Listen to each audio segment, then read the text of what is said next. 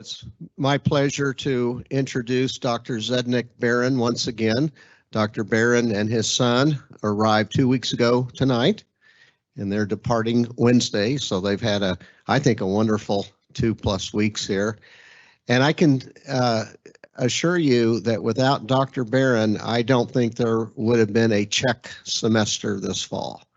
He was instrumental. We couldn't have done it without him, because when we first proposed the idea, he quickly jumped on board and quickly lined up about a dozen of his colleagues at the University of Hradec Králové to be guest presenters. A few here in person this week, but the rest by teams virtually. And so we have a total of 38 events for the Czech semester, and about a third of them were organized by Dr. Beran, who himself is giving 2 presentations. This is the second one. So we're going to hear about comparing US and Czech culture today. So please join me in welcoming Dr. Zdeněk Beran once again.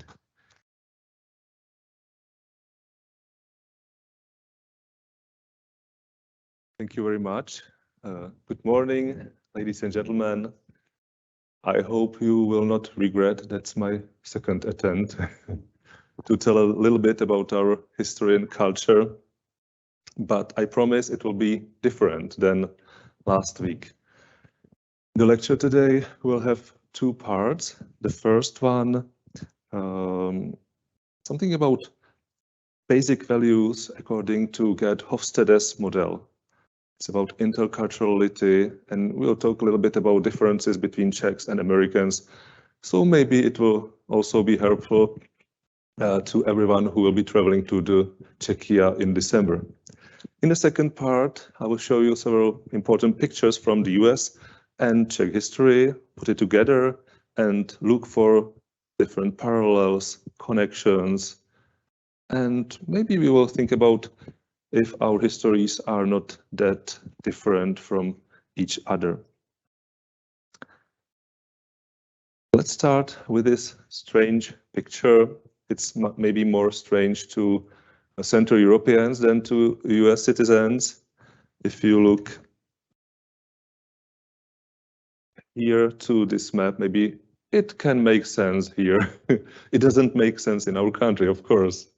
The proportions of this school atlas book, you know what I mean. I think we all guess where the pupils and students can learn from such a map. And this is really strange. It's like upside down. Everything is different than we are used to see our world. But maybe this atlas, this map, could be used in Australia. So what I want to say, it's about a point of view, about viewing the world, about different perspectives. If you try to catch the intercultural dimension, you always have to think about different perspectives, and that's what we would like to do today. And here we are in a model. You don't have to trust the model, never trust any theoretical models. They are only models, they are not reality, but they can help. We can compare emphasis on different values in the USA and Czechia using Gerd Hofstede's model. You can check what he's done at this web page. And it operates with 6 dimensions, which should be briefly introduced. So the first one, and we will go from the left side to the right. Czech Republic is blue, and the United States is this color, blueberry and cream. So power distance index.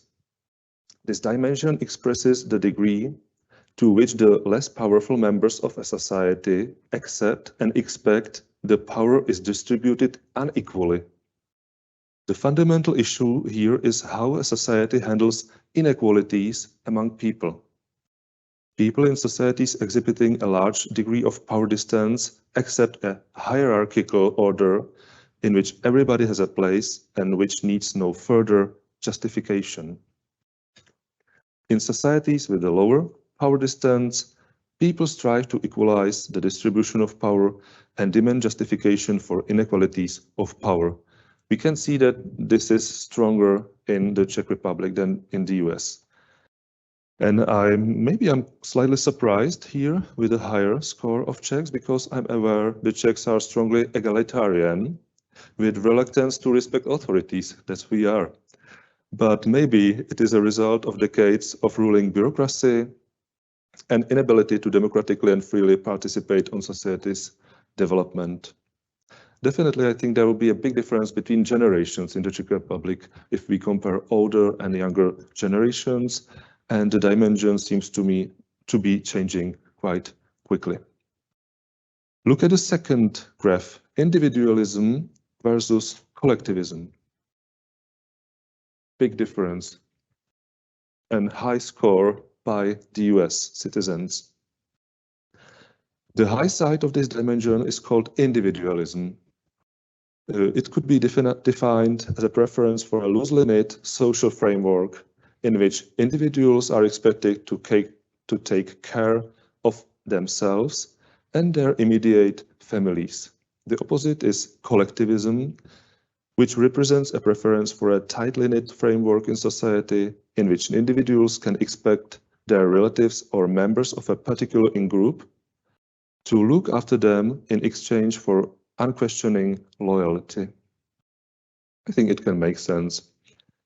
Looking to this graph, I would say Americans are almost as individualistic as possible.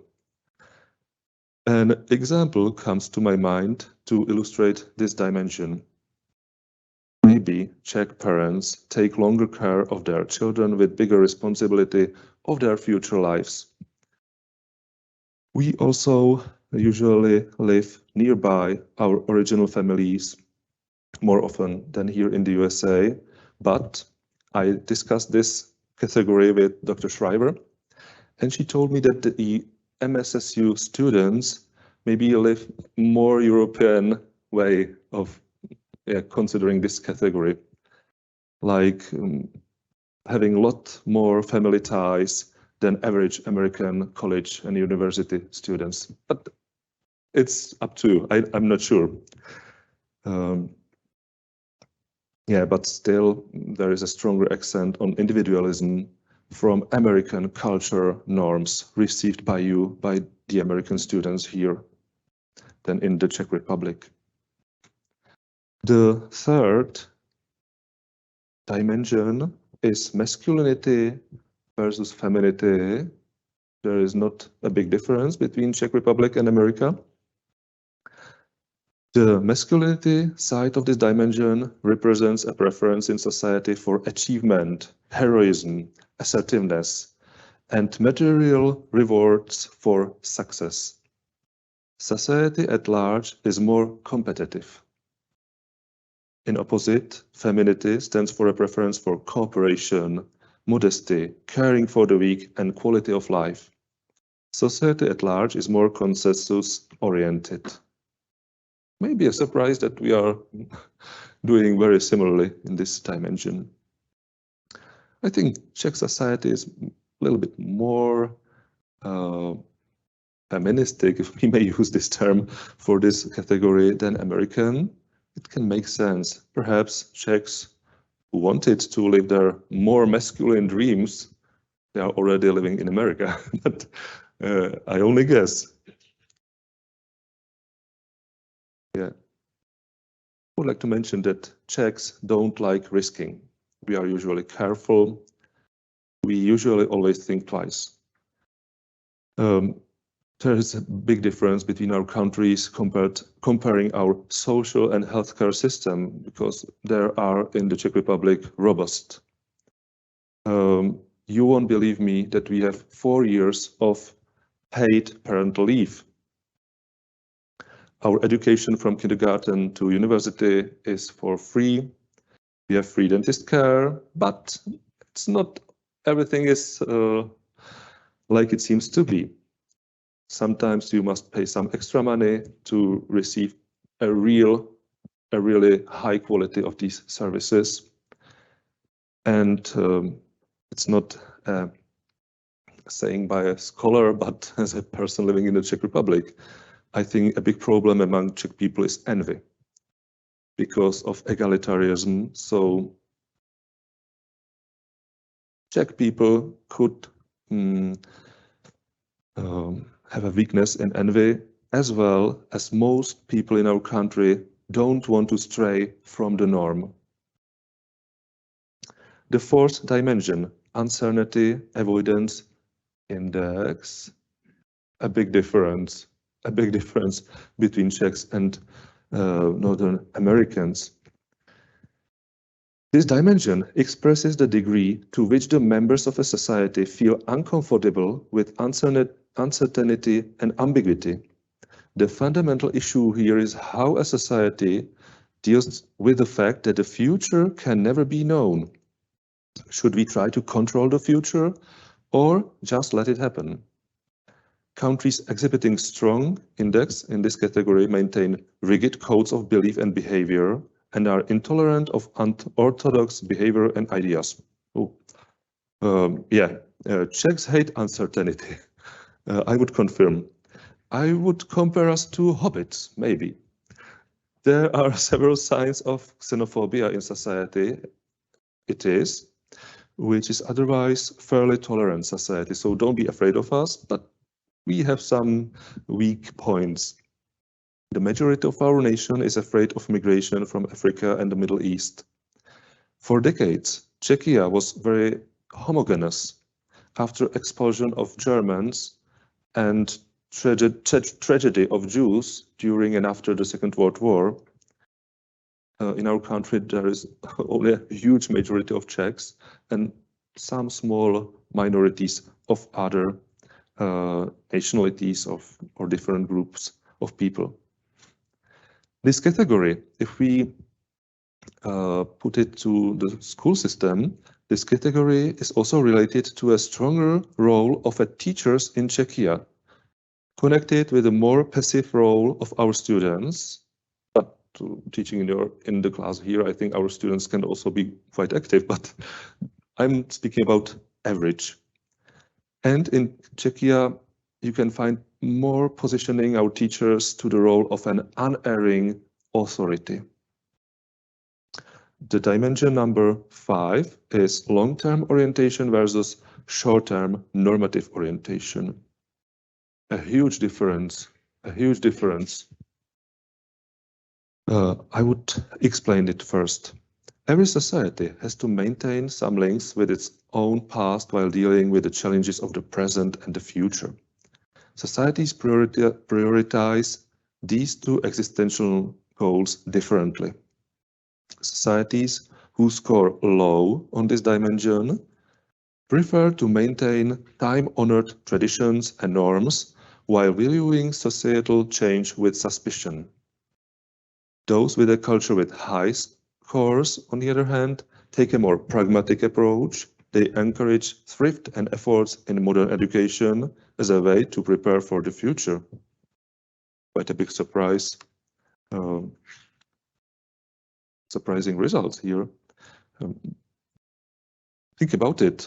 I'm really not sure if it makes sense to me if Czechs are more pragmatic in the sense of this dimension and Americans more normative.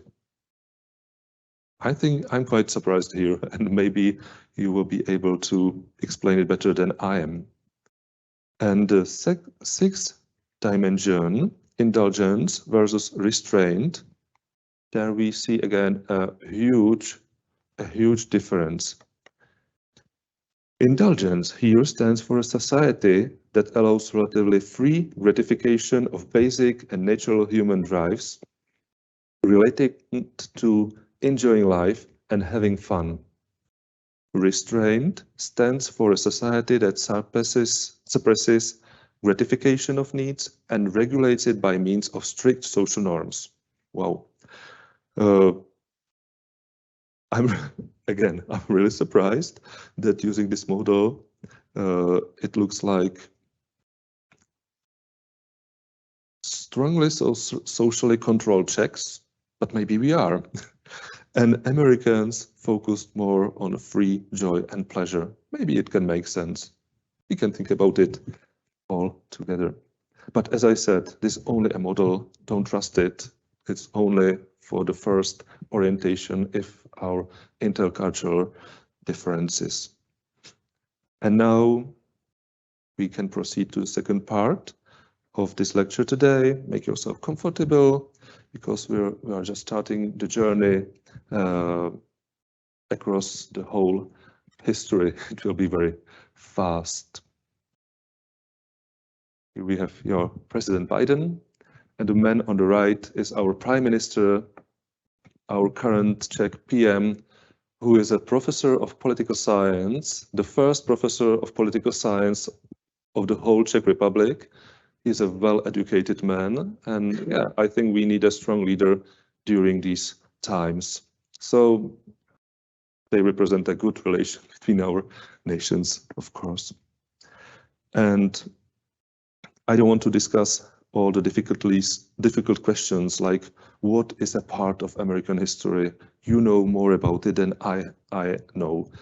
I had to focus on parts of your history like colonization, to connect American history with its European origins, to make it compatible with our Czech history. So sorry that my view of your history will be like a little bit narrow, but yeah, that's what I had to do.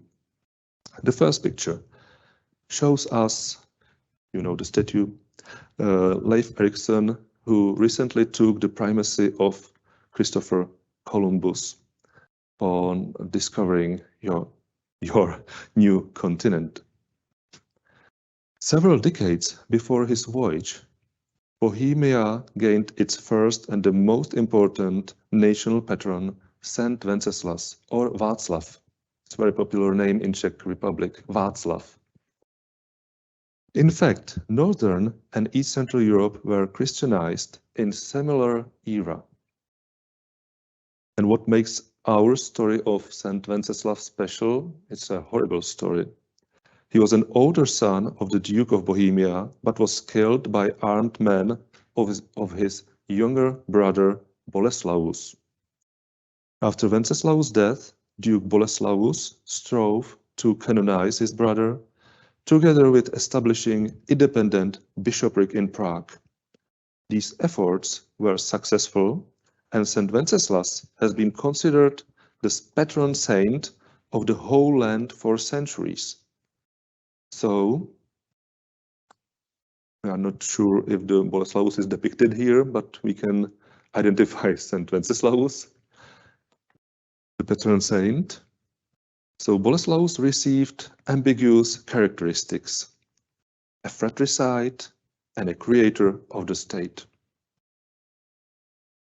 The picture number 2. Christopher Columbus is heading to India. Yeah, there are some newly made ships, of course, but imagine that. What connected late medieval Spain and Bohemia? Before discovery of American gold and silver mines in Bohemia were one of the most abundant of the whole Europe. Until 1526, the Bohemian lands were under the rule of the Jagiellonian dynasty, which signed contracts on marriage with Habsburgs. Habsburg brothers, Charles V and Ferdinand I, thus concentrated their rule over Spain, the Holy Roman Empire, the Bohemian lands, and Hungary after the Battle of Mohács in 1526, where Jagiellonian king was defeated by Ottoman Turks. After 100 years of domestic reformation, I was talking about it last week, Bohemia as well as Moravia were 90% Protestant. The strategy of the third Habsburg rulers thus respected religious tolerance, but step by step they strove to centralize their power and support Catholicism. Yeah, beautiful Gothic nave in some of our cathedrals. you will see.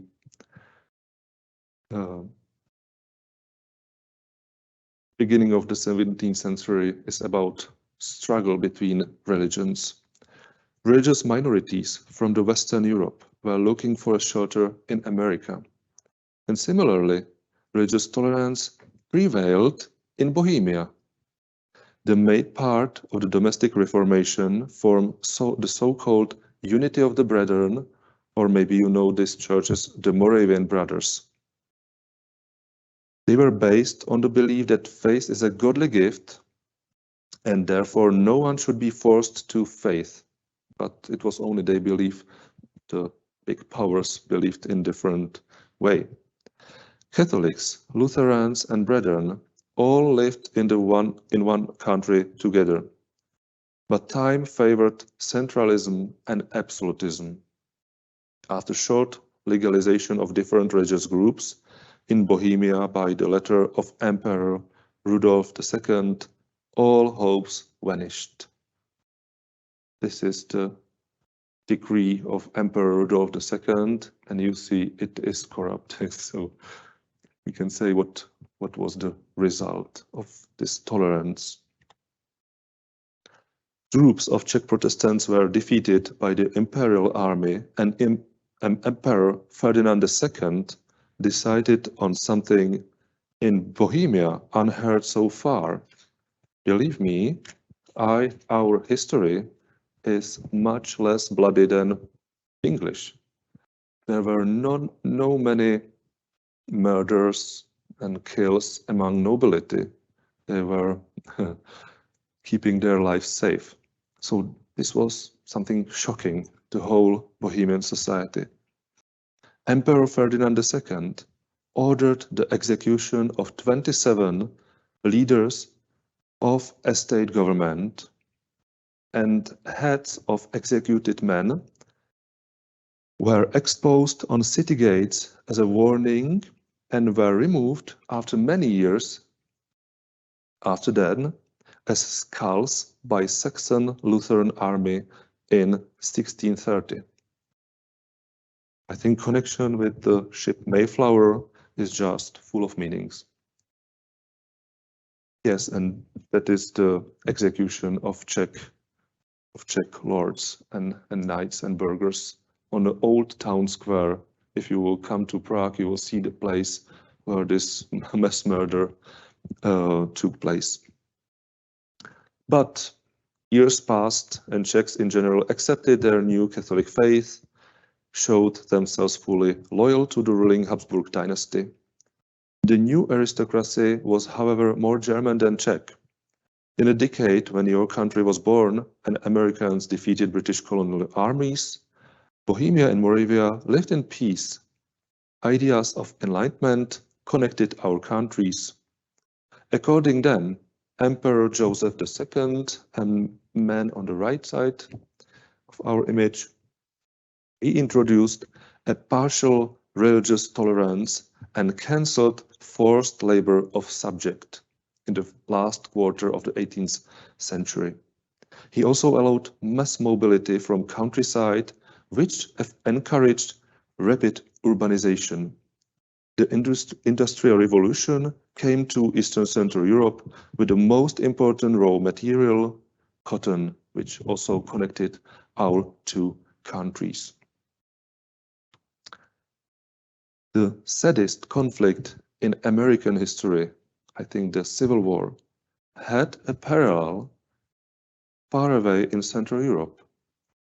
The growing lust of Prussia, our neighboring state, Central European power, they aimed at weakening the Austrian Empire. In 1866, the less equipped Austrian army was defeated and parts of Bohemia were occupied by Prussians. Recently reborn Czech nation fought faithfully on the side of Austrian Empire, but was greatly disappointed with the result.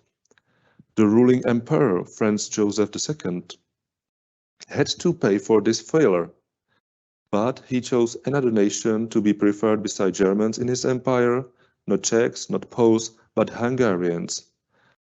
So the state transformed into the Austro-Hungarian Empire. I think you know this name. And Czechs, together with Slovaks and Poles, had to wait again to find their independence. And we are heading towards the First World War. As it began, many Czech soldiers were called to the army to serve the Austro-Hungarian Empire. And we can admit that many of them went voluntarily because they understood it as a defense of their homeland, as they mainly identified themselves with the empire. One man on the right side, because I'm sure you know the man on the left side, the man on the right side dreamt of an independent, free and democratic Czech state. He was a professor of sociology and a leader of a minor political party. He married an American wife and unusually received her surname. His name was Tomáš Garrigue, after his wife, Masaryk. He advocated the right for an independent Czech state, and thanks to successes of Czech foreign legions, he was able to convince Western politicians to support his idea. According to President Woodrow Wilson's idea of national self-determination, Czechoslovakia was founded in 1918. We may say that it was a slightly artificial solution for Czechs and Slovaks, because Czechs wanted to escape German dominance and Slovaks seeked to escape Hungarian rule. The new state had huge problems, economic, national. Millions of Germans were trapped in this Slavonic state. Political, overall instability in the interwar era, but it persisted, developed, kept democratic ideals of President Masaryk, and remained the last real democracy in the whole Central Europe before the Second World War. The Second World War. During this terrible war, Czech people had to serve Germany again. In the so-called Protectorate of Bohemia and Moravia, Czech factories were producing weapons and goods for Wehrmacht. Many of the young men joined resistance or left their homeland and joined foreign military services in Britain or in Soviet Union. An exile government was established in London, and together Polish, Czech and Slovak pilots became very welcomed help for the RAF. But two demons were working against free Czechoslovakia. Czech people were disappointed with the West after the conference in Munich, so they looked more actively for protection from Russia, and they were also disappointed with fascism, so they were looking more openly to tempting ideas of communism. The deciding factor, however, was Joseph Stalin's vision of new geopolitics in Europe. On the left side, you see American armored vehicles liberating Western Bohemian city. They could have proceeded much further in the country, but the Potsdam Agreement clearly divided power spheres. They had to stop and leave the rest of the country, the main part of the country, to the Red Army. So the main part of Czechoslovakia was liberated by the Red Army, and it still has been part of Soviet, or now Russian, propaganda of shed Russian blood in our country, on the Czech land, which in their eyes justifies their right for special respect. And we may translate respect to submission. I think that's how Russians consider this. 1950s, hard years, would be remembered as the decade of Europeans' reconstruction. But at the same time, the worst political processes were held in Czechoslovakia, and the communist fervor killed innocent democratic opponents of the regime, such as Milada Horáková, a famous one, or it also killed high communist officials, as for example Rudolf Slánsky, former RAF heroes were locked away in prisons or uranium mines. The question, I won't answer it, but the question is, how strict were the years of McCarthyism here in the USA? And if we can or can't compare it with our situation. The attempt of more free society in Czechoslovakia was called Prague Spring. It should be put into a broader context with youth protests in the Western countries. However, the voice of our young people, together with reform communists, was silenced by Leonid Brezhnev's tanks. The era of the so-called normalization began. Soviet military bases remained in our country until the early 1990s. And we are very happy that we get rid of them. If you will attend the Havel movie, you know, the first democratic president after communist regime, he wasn't a perfect man. Yes, he really was far from being an angel. I would compare him more to a Beat Generation poet. He also wrote several dramas, a very interesting person, but I wouldn't want to be his wife. Sorry.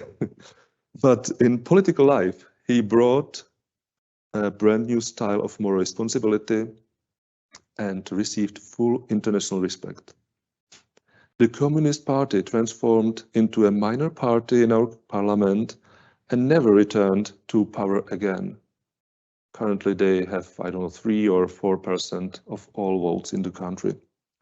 That's good. Sorry, I'm being a little bit political. During the 1990s, we were quickly developing our ties with the West because we really wanted to be a part of it. We became NATO members in 1999, and in 2004, we entered the European Union. And there is one person. We love her much, and I hope she's also very popular here in the USA, Merlin Albright. Many things happened thanks to her. She was born in Prague, and for those of you who are younger, I still remember her from our television, but she was US Secretary during 1997 to 2001. She was born in Prague, and she left Czechoslovakia after the communist coup in 1948. The picture on the right depicts crowds on the Wenceslas Square, the biggest and the main square in Prague, during the so-called Velvet Revolution in 1989. The Velvet Revolution led to the power transfer from communists to the new democratically elected political elite. No one was killed. However, some voices claim that many former communists profited from the situation and started their successful careers in our society with sometimes literally no limits in 1990s. It's different now than in the 1990s. Wild 1990s began. The story of privatization of state property, mass crime is a bad story, but we hope it's a closed chapter now. Today, Czechia is one of the safest countries in the world with good standard of living. Ukraine crisis helped many of my fellows who admired or secretly admired Russia to see the truth about Russia, which revived our relations with Western countries and especially with the USA.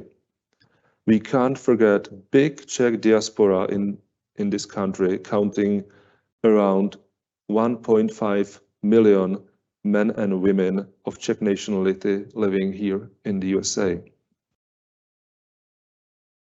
And some of the last remarks, because maybe some of you don't like history too much, maybe you prefer sports.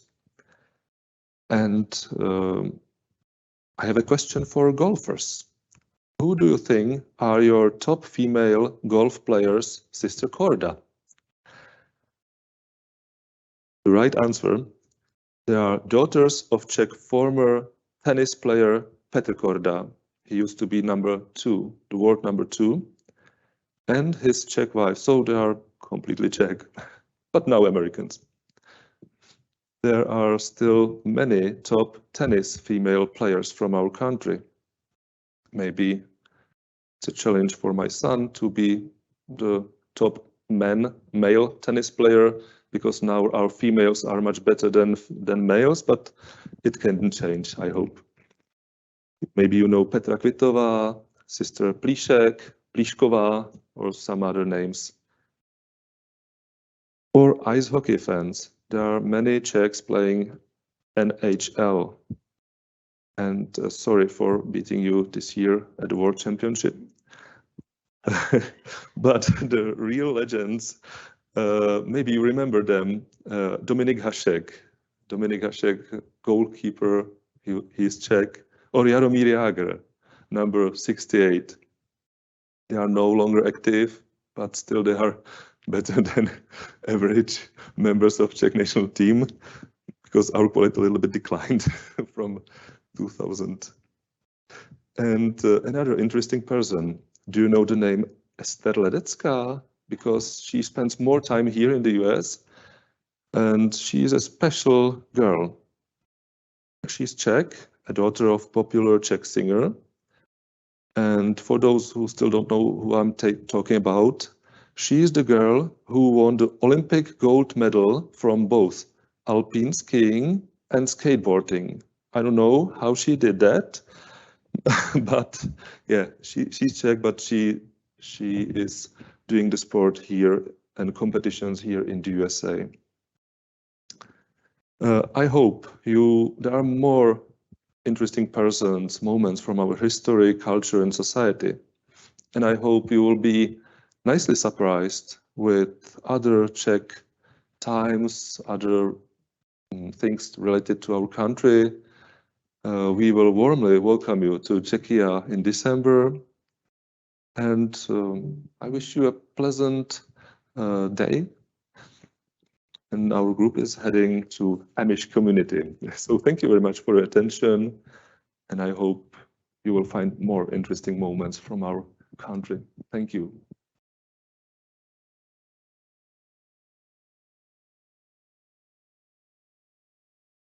Thank you, Dr. Beran. We have a few minutes left for questions. Does anyone have one?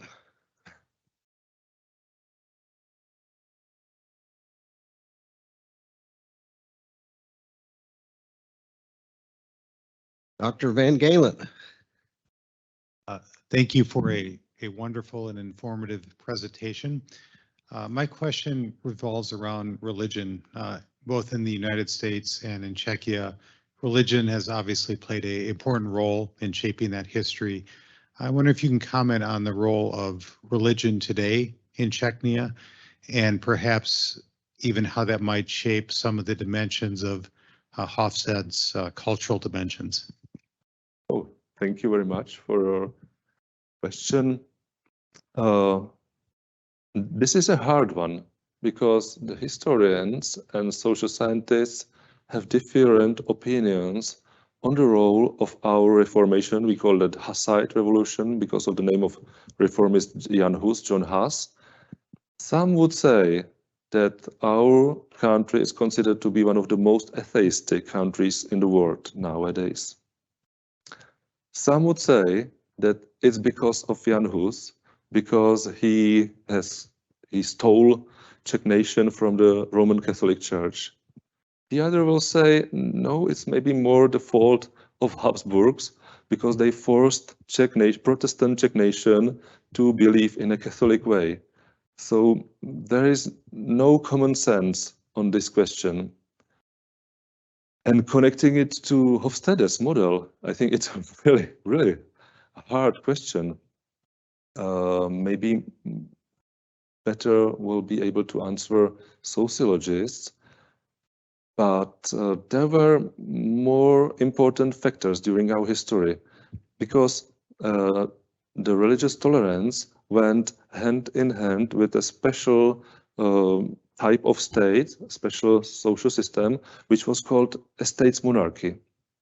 It was something special for East Central Europe, and we didn't have such a strong absolutistic central power as, for example, France or Britain. And it was possible for the landlords to say, I will protect my brethren, I will protect another religious minority. So I personally, but I can speak on behalf of other Czech historians, would say it was nice. It was a big level of freedom. But other scholars will say, yes, it was nice, but it was an unsuccessful model, because those who were successful were absolutistic monarchies of the West. So it's really a hard question. I think it would need one whole special lecture. And then I think our identity was formed with these memories of like failure, of being a suppressed nation, a nation which lost its religion. So somehow, I think it's true, somehow it is connected to those categories from Hofstede's model. Thank you. Other questions? I'll ask one. You've been here now 2 weeks, and you also previously visited the United States. What is your biggest surprise or takeaway, the differences between the two countries? Yeah, thank you. This is a very easy question for me, because I realized it, I think, in 2 days after coming here. The feeling was like we are very similar, but we do everything in different way.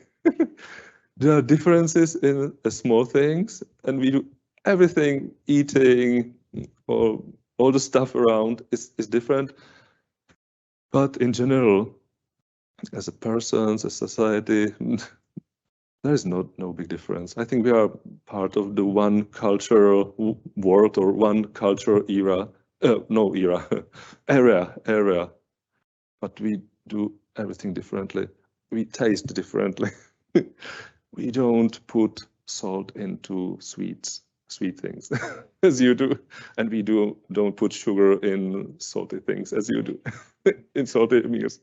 But it's a minor thing. But everywhere I observe these differences and similarities.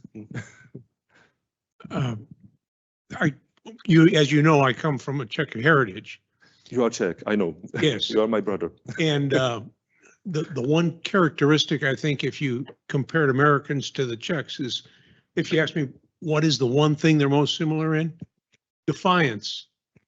If you push a Czech far enough, keep poking him, he becomes incredibly defiant. Like Hussites. I think of our Alamo, and then I think about when they killed Heydrich. Both of them said, drop dead, let's fight. The Czech Legion, the idea of having an army marching through another country. Yeah, but so I see that. And by the way, when you showed the picture of the Civil War, in the city of Chicago, they have a huge memorial to Czech soldiers who fought for the Union during the Civil War. Mm-hmm. Maybe more Czechs fighting on the sides of Unionists than on Confederates. I guess. It had to do with where they immigrated to. Yeah. But in fact, they played a huge role in the Battle of Vicksburg. But thank you. But still, anyway, that would be the one thing, is defiance. But if you remember the film, The Elementary School, I think that was very true, showing the scene.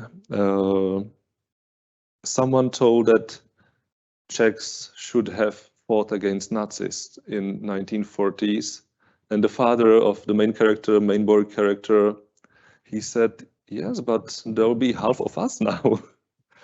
And maybe that's the feeling of Czech nation, like small nation, or small. We have 10 millions of inhabitants and many more millions in America and in other countries. But still there is Germany, Russia, and Poland is 4 times bigger than Czech Republic. Yeah, so maybe there is a feeling of a small nation, and many Czechs will say, like, we have to keep our eyes on ourselves, our us hobbits, yeah, we make better our homes, our weekend houses, and so on. And maybe sometimes we are lacking courage, because Poles now, if you watch the news, they say we shall fight Putin. We will do it. We are not afraid of him. But Czechs will say, oh, but Russians, they have those nukes, and what we are able to do, we are a small nation. Yeah. But maybe there are moments in our history when Czechs say it doesn't matter that we are a smaller nation and we have to fight on the values which are important. Well, we are out of time. Thank you for coming today, and thank you, Dr. Beran, for a fantastic presentation. Thank you very much. Thank you, and I wish you a pleasant day. Thank you.